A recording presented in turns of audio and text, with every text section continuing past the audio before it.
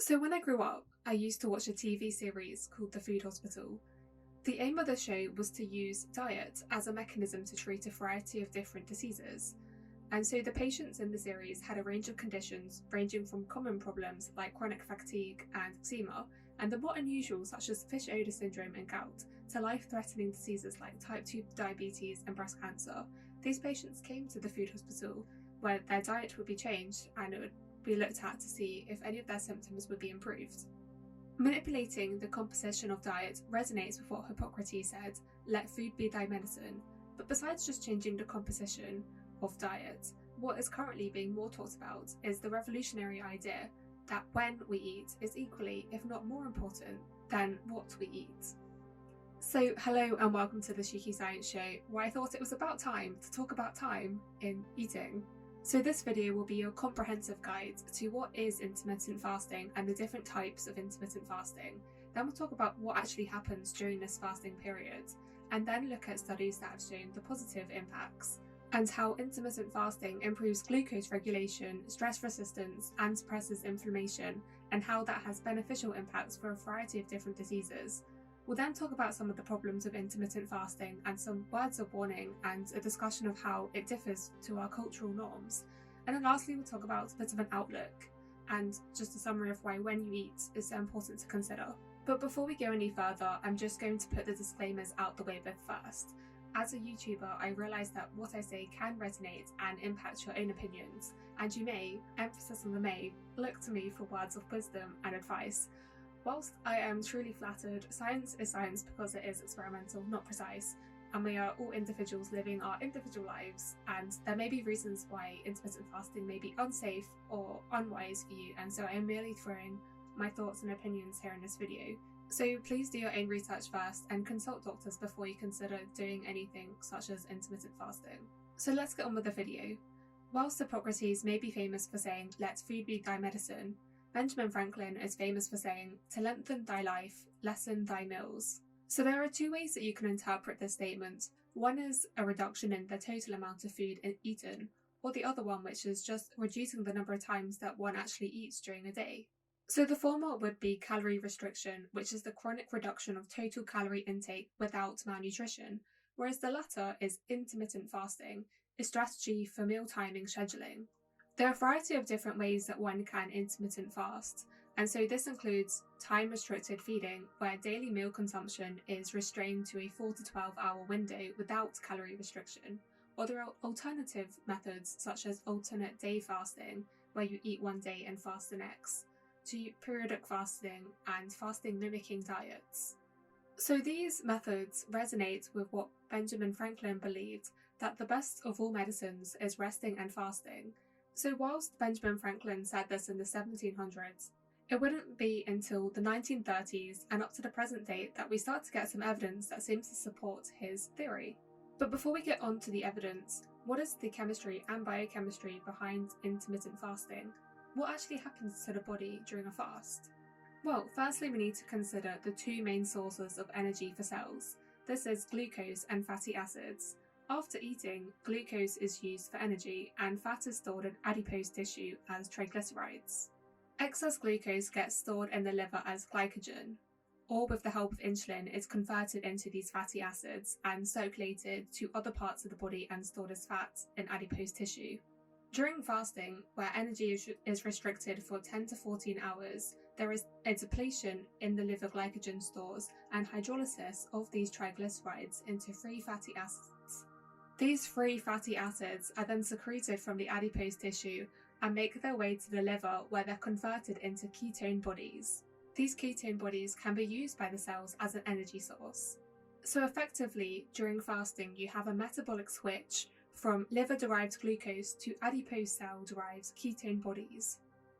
One of the implications of this changes is a reduction in the respiratory exchange ratio, and so this is the ratio of carbon dioxide produced to oxygen consumption, and this indicates the greater metabolic flexibility and efficiency of energy production from fatty acids and ketone bodies. So fasting shouldn't be thought of as a glucose-deprived state, but as a normal ketone-rich state that serves its own important functions. So the concentration of these ketone bodies actually fluctuates throughout a day from around 100 to 250 micromolar, and these levels can rise to around 1 millimolar after prolonged exercise or 24 hours of fasting. But it's important to point out that you don't want to reach around 20 millimolar concentrations, which is the levels seen in pathological states like diabetic ketoacidosis. But besides being used as fuel for the cells, what else are these ketone bodies doing? Well, it turns out that there are several indirect effects of the ketone bodies in addition to its function as fuel. And these indirect effects arise because the generation of ketone bodies alters the ratio of different metabolites, such as coenzyme A to acetyl coenzyme A, NAD+ to the reduced form NADH, and the ratio of AMP to the energy source ATP. Now, these different metabolites have a variety of different functions within a cell, but one of them involves the modification of marks on DNA, known as epigenetic marks, and this can alter gene expression patterns. And so the genes that are altered and then expressed in a fasted state compared to a fed state can have different impacts for the cell. So let's take a look at some of these changes. So I'm going to draw out a diagram that shows how intermittent fasting impacts on some nutrient signaling pathways and their downstream consequences. And so I've mentioned that the intermittent fasting alters the ratio of NADH to increase the levels of NAD+. And so NAD+ is a key metabolite required by certain enzymes such as sirtuins. And sirtuins deacetylate different proteins, and these proteins include FOXO-proteins, PGC1 alpha, and NRF2. The activation of these proteins results in the expression of genes involved in stress resistance and mitochondrial biogenesis, and ultimately results in cell survival. And so collectively, what we see during intermittent fasting within a cell is the minimization of anabolic processes, which is the synthesis, growth, and reproduction pathways. And instead, we see the favouring of pathways involved in maintenance and repair systems, which enhance stress resistance and recycle damaged molecules and stimulate mitochondrial biogenesis to help promote cell survival. And this can all have important improvements in health and disease. In addition, one of these ketone bodies, beta-hydroxybutyrate, has been shown to promote synaptic plasticity and neurogenesis by increasing the expression of the neurotrophin brain-derived neurotrophic factor, BDNF. And so BDNF helps to support survival of neurons and also encourages the new growth and differentiation of neurons and synapses. So intermittent fasting results in the reduced signaling through proteins such as mTOR and an increase in the processes that activate autophagy, a cellular recycling process that removes dysfunctional proteins, aggregates, and organelles through self-digestion, which helps to promote cellular integrity and function. So we've now looked at the biochemical consequences of fasting, but what are the actual, prolonged outcomes of this in terms of different clinical diseases? Well, if we go back to a study that came out in the 1930s, it showed that by reducing the calorific intake of rats, it extended their lives. And it's important to realise that not only were they calorie restricting these mice, the methods that they used to give the rats the food also meant that they were implementing intermittent fasting, whereby the rats actually had a daily fasting period of up to 20 hours. And now since then, we've better understood the differences and importance of calorie restriction compared to intermittent fasting. We now have much more studies that have shown more directly the impact of intermittent fasting compared to just calorie restriction. And more on from that, other studies have gone on from just looking at lifespan to looking at specific diseases instead. Initially, the health benefits of intermittent fasting were put in terms of weight loss and reduced free radical production. But from then, we now have a fuller understanding of the consequences, and they extend to include improved glucose regulation, increased stress resistance, and suppression of inflammation, which are mediated through these different nutrient signaling and additional pathways within a cell that we've already spoken about due to this metabolic switch.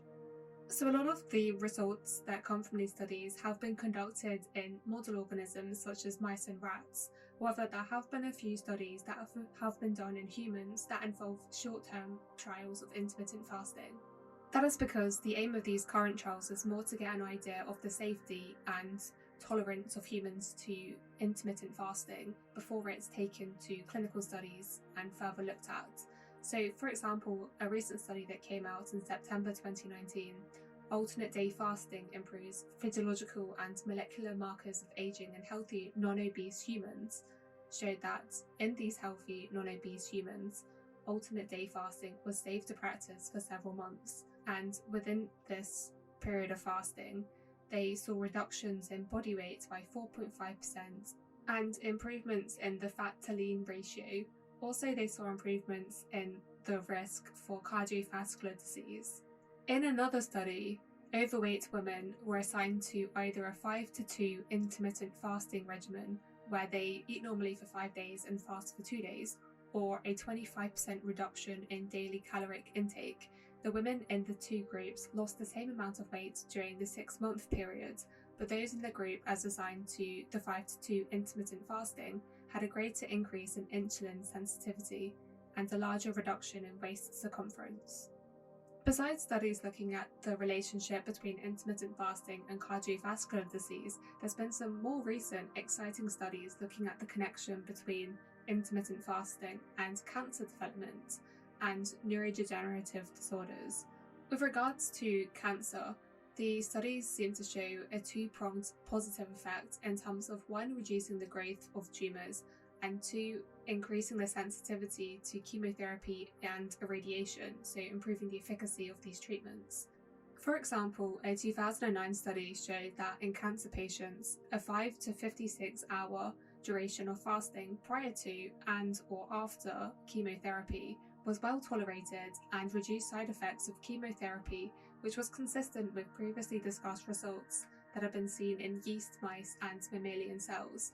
And so one of the hypotheses for why we have this benefit is due to the fact that, as we've mentioned, intermittent fasting promotes this metabolic switch and this adaptive process for the cells to be able to respond to reduced nutrition, and cancer cells that have become dysfunctional are unable to adopt this stress-resistant state and therefore not protected or sensitized to stress.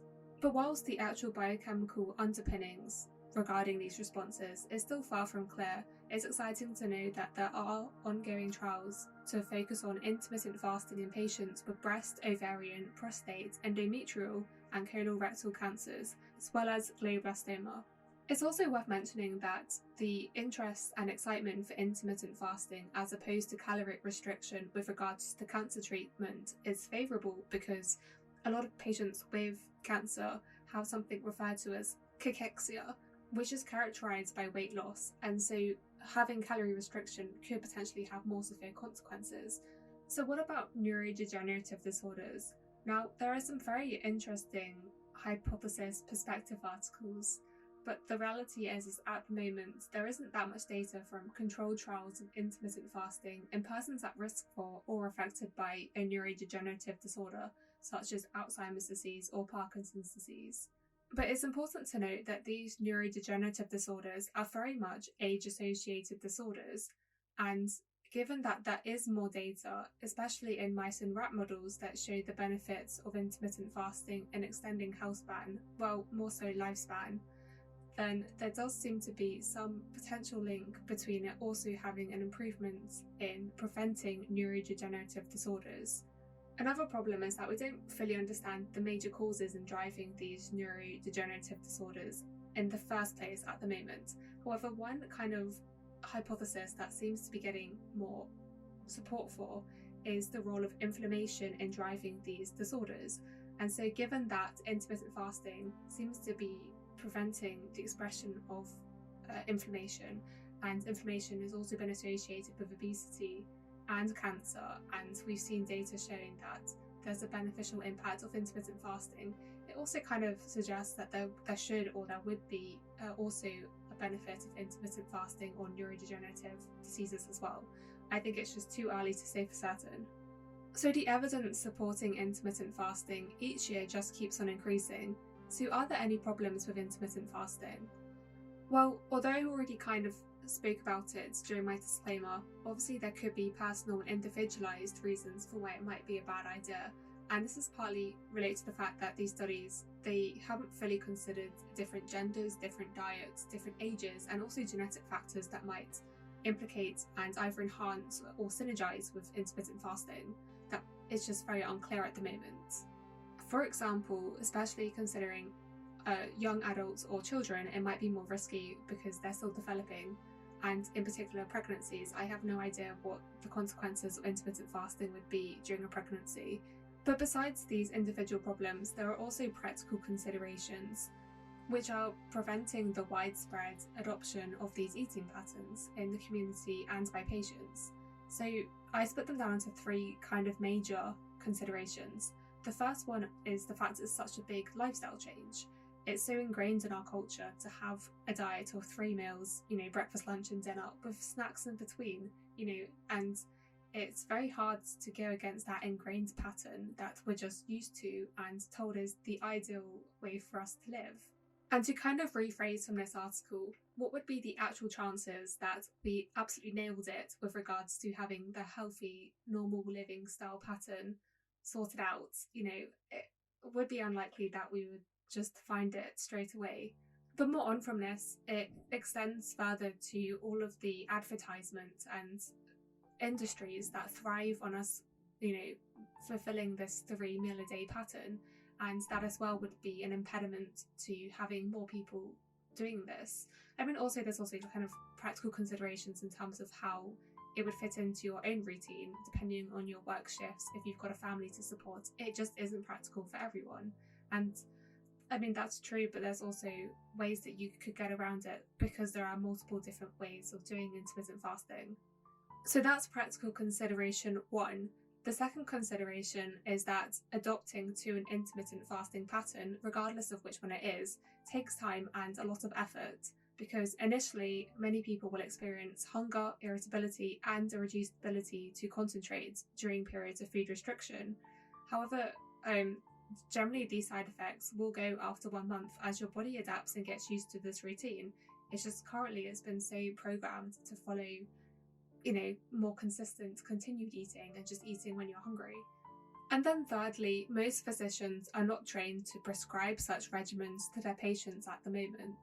And so this would require changes within the teaching of practitioners so that they can fully understand what intermittent fasting is and the benefits. But I guess as well, this would be implemented once there is more research backing the data supporting the health benefits of intermittent fasting. But if any patients were to go on it, they would also require continued communication and support from their physicians and require positive reinforcement to continue with the schedule because, as I said initially, it could take up to a month to get used to it. And I think I've vaguely touched on this already, but my point is that intermittent fasting is very much just eating the same as you normally would in terms of content. It's just doing it at specific times. And so if these benefits that we've seen are true, it could reduce so much money and strain on healthcare services because it can help prevent so many different diseases. But the point is there's also therefore loss of profits from companies that are developing drugs, companies that are, having restaurants serving food 24/7. And if there's no profit to be made, why would it get promoted? I'm interested to hear other people's views on this topic because I think it's interesting and definitely getting more widespread adoption. So what do I think is the future outlook for intermittent fasting? Well, firstly, I think there does need to be a lot more clinical studies and investigations, particularly into the biochemical underpinnings regarding the impacts of fasting on cells and their signalling pathways.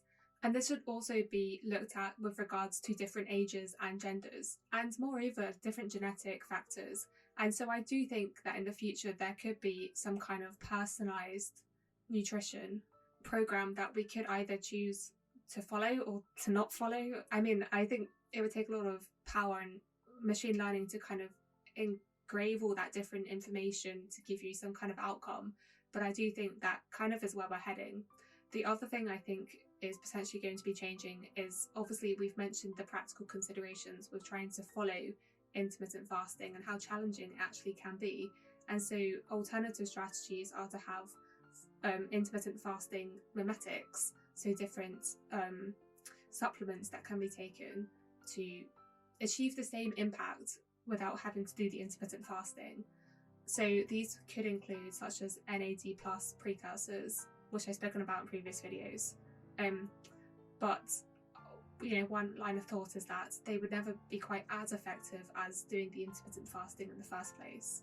Another area of untapped research potential with regards to intermittent fasting is the influence of the diet on the microbiome, and how the composition, the microbiome, and the timing can also influence these different disease states.